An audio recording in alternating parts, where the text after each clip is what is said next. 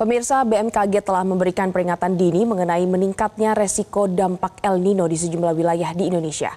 Ancaman kekeringan, kebakaran hutan dan lahan, krisis air bersih hingga gangguan produksi pangan memerlukan langkah antisipasi yang cepat dan juga terpadu.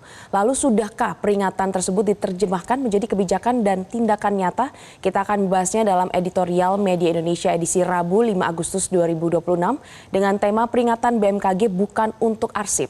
Bersama saya Glory Nata, pemirsa Anda juga bisa berpartisipasi dan berinteraksi melalui telepon interaktif di nomor 0215839900. Dan pagi ini telah hadir bersama saya anggota Dewan Redaksi Media Group Aris Fadila. Selamat pagi Mas Aris. Pagi Glory. Ya Mas Aris, dari isu peringatan BMKG yang dipilih sebagai tema editorial hari ini, kira-kira apa pesan yang ingin disampaikan kepada publik dan juga khususnya kepada pemerintah? Iya, El Nino itu kan salah satu bencana yang tidak bisa dicegah, tetapi bencana itu kemudian berubah biasa menjadi tragedi ketika kita sebagai manusia terlambat untuk bertindak. Itulah sebabnya editorial ini menjadi sangat penting, Glory. Karena sesungguhnya yang sedang disampaikan BMKG itu kan seperti alarm untuk kita ya. BMKG sedang membunyikan alarm dan alarm ini tidak dibuat hanya untuk didengar, tapi untuk ditindaklanjuti, begitu ya. Begitu pula dengan El Nino. Fenomena ini bukan sekedar membuat cuaca menjadi lebih panas, itu kan bisa sungai mengering, waduk juga kering, tanah mengering, pepohonan berubah menjadi istilahnya bahan bakar yang bisa memicu kebakaran hutan. Dan BMKG sudah memprediksi bahwa peluang El Nino itu di Indonesia mencapai 62%, bahkan disebut El Nino kuat. Lebih dari separuh wilayah Indonesia memasuki puncak musim kemarau pada bulan Agustus ini. Ribuan titik panas sudah mulai terdeteksi kan. Ya. Semua indikator itu mengatakan bahwa bersiaplah kita harus bersiap gitu. Nah, masalahnya bangsa ini kan sering gagap gitu ya dalam bergerak ketika asap sudah membumbung tinggi ya. Dan kita sebenarnya bukan pertama kali mengalami El Nino. 1997 itu El Nino yang hutan terbakar, kabut asap menyelimuti Sumatera dan Kalimantan. Aktivitas ekonomi terganggu, sekolah diliburkan. Begitu juga tahun 2015 dan kemudian 2023. Apakah tidak cukup pelajaran-pelajaran itu untuk menjadi kita lebih bersiap di tahun ini? Dan seperti apa implementasi kebijakan di lapangan? Kita akan membahas lanjut dialog ini. Sebelum itu kita saksikan pemirsa, inilah editorial Media Indonesia, peringatan BMKG bukan arsip.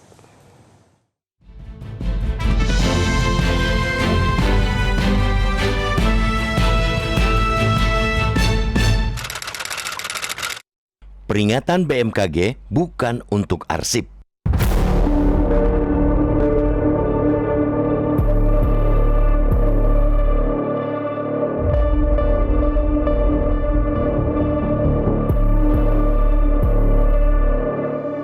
Di Indonesia menunjukkan bahwa sebagian besar wilayah diperkirakan mengalami musim kemarau dengan kondisi yang lebih kering dan berdurasi lebih panjang dibandingkan dengan normalnya. Peringatan Badan Meteorologi, Klimatologi, dan Geofisika (BMKG) mengenai masuknya Indonesia ke fase El Nino kuat semestinya menjadi alarm yang menggugah seluruh pemangku kepentingan. Peringatan itu bukan sekadar informasi cuaca, melainkan dasar pengambilan kebijakan untuk mengurangi risiko bencana yang dapat berdampak luas. BMKG mendeteksi 1.729 titik panas dengan tingkat kepercayaan sedang dan 117 titik panas dengan tingkat kepercayaan tinggi. Pada saat yang sama, sekitar 54% wilayah Indonesia diperkirakan memasuki puncak musim kemarau pada Agustus, sedangkan wilayah lainnya menyusul pada September. Kondisi tersebut meningkatkan ancaman kekeringan, kebakaran hutan dan lahan, karhutla, krisis air bersih, hingga gangguan terhadap produksi pangan. Sejarah telah memberikan pelajaran berharga. El Nino kuat pada 1997, 2015 dan 2023 meninggalkan dampak besar terhadap lingkungan, kesehatan, dan perekonomian. Memang kemarau tahun ini diperkirakan tidak se-ekstrim 1997. Namun, bukan berarti kewaspadaan dikendurkan. Justru pengalaman masa lalu harus menjadi modal untuk memperkuat langkah antisipasi agar kerugian tidak kembali terulang. Pertanyaannya, sudahkah seluruh pemerintah daerah menjadikan peringatan BMKG sebagai pedoman dalam menyusun langkah mitigasi? Ataukah informasi tersebut hanya berhenti sebagai laporan yang berlalu tanpa tindak lanjut nyata? Pertanyaan ini layak diajukan karena keberhasilan menghadapi El Nino tidak ditentukan oleh akurasi prediksi semata, tetapi oleh kecepatan respons pemerintah di lapangan. Pemerintah pusat memiliki tanggung jawab memastikan setiap kementerian dan lembaga bergerak dalam satu komando. Kementerian yang membidangi pertanian harus menyiapkan strategi menjaga produksi pangan melalui pengaturan pola tanam, distribusi pompa air, hingga optimalisasi irigasi. Kementerian yang menangani kehutanan dan lingkungan hidup perlu meningkatkan patroli, memperkuat deteksi dini, serta memastikan kesiapan personel dan peralatan pemadaman karhutla. Demikian pula sektor kesehatan, energi, sumber daya air, dan perikanan harus menyesuaikan kebijakannya menghadapi dampak kemarau panjang. Namun keberhasilan mitigasi tidak mungkin hanya bertumpu pada pemerintah pusat. Pemerintah daerah memegang peran yang jauh lebih menentukan karena mereka berada di garis depan menghadapi risiko. Kepala daerah harus segera memetakan wilayah rawan kekeringan, mengidentifikasi desa yang berpotensi mengalami krisis air bersih, memeriksa kesiapan embung dan waduk, serta memastikan distribusi air bersih dapat dilakukan dengan cepat apabila diperlukan. Ancaman karhutla juga memerlukan perhatian serius. Ketika vegetasi mengering, daun dan ranting berubah menjadi bahan bakar alami yang sangat mudah terbakar. Kebakaran yang terjadi di sejumlah daerah menjadi pengingat bahwa api kecil dapat berkembang menjadi bencana besar apabila penanganannya terlambat. Pencegahan jauh lebih murah jika dibandingkan dengan pemadaman. Karena itu, patroli rutin, edukasi masyarakat, pembatasan pembakaran lahan, dan pemantauan titik panas harus menjadi agenda harian selama musim kemarau berlangsung. Dampak El Nino tidak berhenti pada persoalan lingkungan. Kekeringan dapat menurunkan hasil panen, mengganggu pasokan pangan, menaikkan harga bahan pokok, mengurangi debit pembangkit listrik tenaga air, hingga meningkatkan risiko penyakit akibat kualitas udara yang memburuk. Dengan kata lain, perubahan iklim adalah persoalan lintas sektor yang membutuhkan kebijakan terpadu. Karena itu, sinergi antara pemerintah pusat dan pemerintah daerah tidak lagi menjadi pilihan, melainkan kebutuhan. Ilmu pengetahuan telah memberikan peringatan lebih awal. Teknologi telah menyediakan data yang semakin akurat. Yang dibutuhkan sekarang adalah kepemimpinan yang responsif dan koordinasi yang efektif. Persoalan iklim bukanlah bencana yang selalu datang tanpa bisa diprediksi. Sebaliknya, banyak dampaknya dapat diantisipasi, dimitigasi, dan dikurangi. Jangan sampai peringatan BMKG kembali menjadi dokumen yang dibaca sesaat, lalu dilupakan ketika api mulai membakar hutan, sawah mengering, dan masyarakat kesulitan memperoleh air bersih.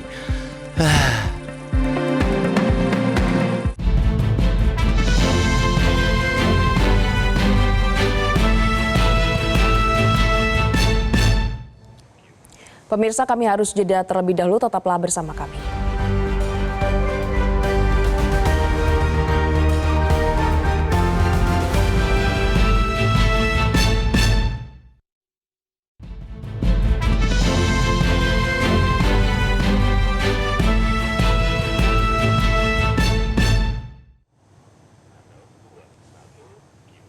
Terima kasih pemirsa, Anda kembali bersama kami di Editorial Media Indonesia. Dan pagi ini pemirsa sudah ada penelpon Bapak Tasrik Usman dari Banjarmasin, Kalimantan Selatan. Selamat pagi Bapak Tasrik. Selamat pagi Glorinata, selamat pagi Bang Aris Fadilah. Assalamualaikum warahmatullahi wabarakatuh. Waalaikumsalam warahmatullahi. Ya, silakan Pak pendapatnya. Baik, kita mengapresiasi adanya dialog sektoral yang dilaksanakan oleh BMKG dalam rangka mengantisipasi dampak El Nino. Kita lihat bahwa peringatan BMKG ini harus dianggap sebagai alarm yang harus dilaksanakan oleh lembaga atau kementerian dan kerjasama dengan pemerintah daerah, ini harus dilaksanakan secara baik dan tidak dijadikan hanya sebagai arsip. Karena ada data yang dikeluarkan, yaitu ada 1.729 titik panas yang ada di Republik ini yang harus kita mitigasi bagaimana supaya dampak daripada kemarau panjang ini tentu ini akan membuat ketahanan pangan kita akan terganggu. Nah, untuk itu saya mencontohkan kayak kami di Kalimantan itu kan penuh dengan hutan. Dan kebetulan di Kalimantan Selatan, khususnya di tempat saya berdomisili, itu Pak Gubernur dan para Forkopimda dan instansi terkait itu hampir tiap minggu melaksanakan bagaimana menjaga Kalhutra ini tidak ada kebakaran hutan supaya tidak berdampak kepada adanya asap seperti yang terjadi di beberapa waktu yang lalu. Nah, untuk itu saya berharap bahwa pemerintah daerah di seluruh Indonesia, khususnya yang ada di daerah-daerah banyaknya hutan, untuk bagaimana mengantisipasi kebakaran hutan ini tidak menjadi membesar seperti di tahun-tahun yang lalu dan akan terjaga hasil daripada ketahanan pangan kita untuk kepentingan masyarakat ke depan.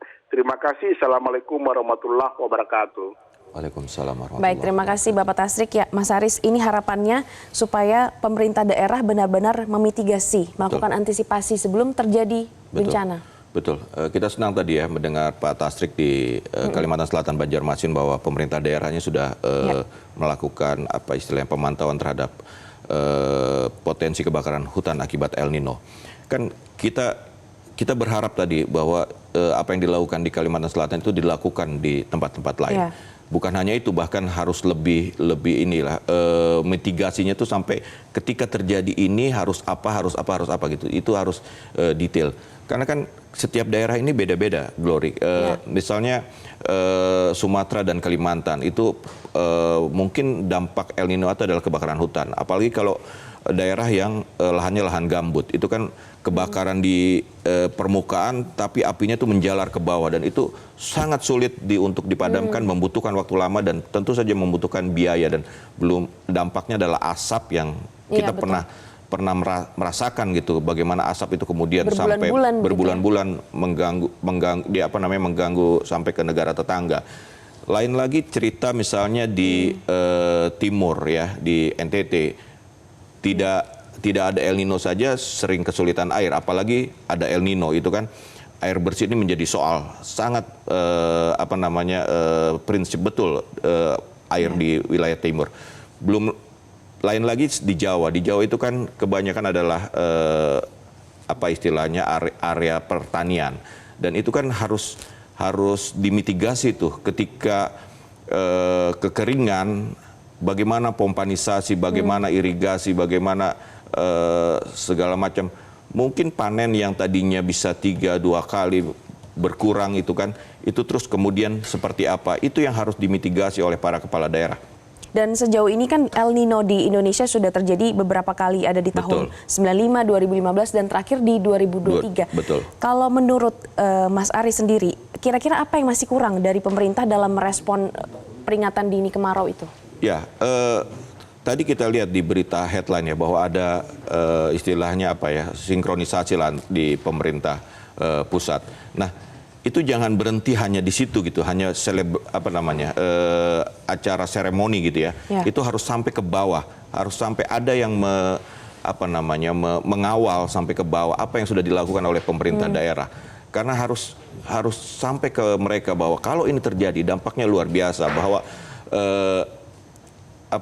biaya yang akan muncul ketika malapetaka itu benar-benar terjadi itu akan jauh lebih besar dibanding kita mencegah. Nah, di tengah sekarang situasi seperti ini, itu kan harus benar-benar dihitung resiko-resiko tersebut.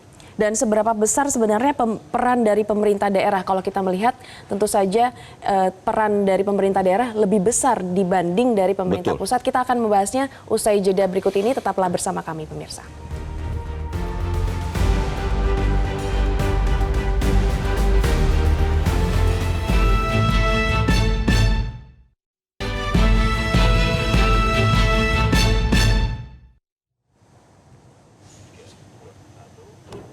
Pemirsa, Anda kembali bersama kami di Editorial Media Indonesia. Kita lanjutkan perbincangan, Mas Aris. Terakhir, untuk proses peringatan menanggapi atau merespon peringatan BMKG ini tentu saja ada peran besar dari pemerintah daerah. Nah, seberapa besar peran dari pemerintah daerah ini? Ya, saya berpendapat begini ya, bahwa El Nino ini bisa kita sebut sebagai ujian kepemimpinan. Ujian kepemimpinan dalam hal ini baik tidak hanya pemerintah daerah, pemerintah pusat juga sebagai ujian kepemimpinan mereka. Kan El Nino ini harus melibatkan banyak kementerian, Kementerian Pertanian, Kementerian untuk soal antisipasi soal kerawanan pangan akibat El Nino, Kementerian Kehutanan, Kementerian Dalam Negeri, lintas sektor. Bagaimana mereka berkomunikasi dan berkolaborasi untuk mencegah itu. Kemudian turun ke pemerintah daerah. Pemerintah daerah ini benar-benar ujung tombak untuk bagaimana bisa memitigasi di daerah masing-masing. Kita sebut tadi di Sumatera resikonya apa, di Kalimantan, di Papua, NTT, di Jawa. Itu yang harus bisa para kepala daerah itu memetakan desa-desa yang rawan krisis air, lokasi-lokasi yang rawan ke kebakaran hutan, kebakaran lahan gambut. Itu yang harus dilakukan dan itu harus ada lintas sektor dan pusat daerah itu harus benar-benar terjalin komunikasi yang baik. Menurut Anda penilaian sejauh ini kalau kita berkaca di tahun 2023 melihat respon pemerintah saat itu menangani El Nino kuat yang terjadi di 2023, untuk di tahun ini kira-kira bagaimana kesiapan Indonesia sendiri? Ya, kalau tadi kita dengar dari Pak Tasrik bahwa pemerintah kepala daerah di wilayahnya sudah melakukan itu. Nah, kita berharap kepala daerah lain benar-benar belajar. Itulah kenapa saya ini kalau nggak salah sudah 2 kali nih membahas El Nino di editorial gitu kan, bahwa kita mau mengingatkan bahwa ini jangan main-main, bahwa ini adalah kalau kita salah mengantisipasi dampaknya akan luar biasa dan itu akan merugikan banyak pihak, merugikan masyarakat. Itulah kenapa kita anggap ini sebagai penting. BMKG sudah jauh-jauh hari memberikan peringatan. Sekarang sudah mulai masuk Agustus dan Agustus inilah diperkirakan sebagai puncak musim panas dan akan memberikan kekeringan yang luar biasa. Betul sekali, dan juga editorial khususnya hari ini menyoroti ancaman terhadap ketahanan pangan. Betul. Nah, seberapa besar kekhawatiran terhadap potensi kenaikan harga pangan akibat kekeringan ini? Ya, kita kan tahu ya pemerintah sedang menggalakkan ketahanan pangan dengan kondisi global yang luar biasa mengganggu. Nah, jika ada persoalan di dalam negeri yang kemudian muncul mengganggu juga gitu loh. Itu kan akan menjadi persoalan yang akan sulit diatasi ketika itu benar-benar terjadi. Makanya itulah mitigasi itu penting karena ketika situasi global yang juga mengganggu ketahanan pangan, kita harus benar-benar siap di dalam negeri dan ada resiko juga akibat El Nino itu untuk mengganggu ketahanan pangan. Nah, disinilah peran para pemimpin dalam ini kementerian dan juga pemerintah daerah mampu memitigasi setiap persoalan yang mungkin terjadi akibat El Nino ini. Dan jika pemerintah tidak segera mengambil langkah konkret untuk menanggapi atau merespon dari peringatan BMKG ini, kira-kira konsekuensi apa yang paling mungkin dikhawatirkan nih? Ya, kita berharap tidak sampai terjadi karena itu akan sangat merugikan, sangat menyita banyak sumber daya. Tadi kita sebutkan bahwa ketika itu terjadi biayanya akan lebih besar dibanding memitigasi, melakukan pencegahan. Jadi kita mendorong bahwa pemerintah daerah, pemerintah pusat bersinergi untuk bisa memitigasi dan menjabarkan resiko-resikonya dan langkah-langkahnya untuk mencegah itu seperti apa, itu harus sampai benar ke titik paling di daerah. Dan berarti tantangan terbesarnya adalah berada pada bagaimana implementasi di lapangan, kemudian kesiapan pemerintah daerah untuk melakukan antisipasi. Dan pemirsa, peringatan dini tidak boleh berakhir menjadi dokumen yang hanya disimpan dalam arsip, di mana pemerintah pusat dan juga pemerintah daerah harus bergerak dalam satu langkah untuk memperkuat mitigasi dan memastikan masyarakat terlindungi dari dampak El Nino. Demikianlah editorial Media Indonesia hari ini. Saya Glorinata beserta kerabat kerja yang bertugas pamit undur diri.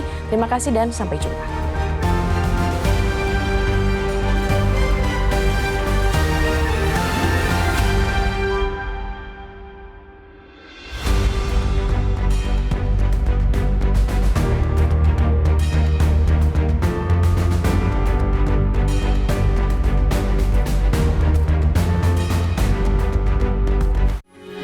Metro TV. Jelajahi cara baru mendapatkan informasi. Download Metro TV Extend sekarang.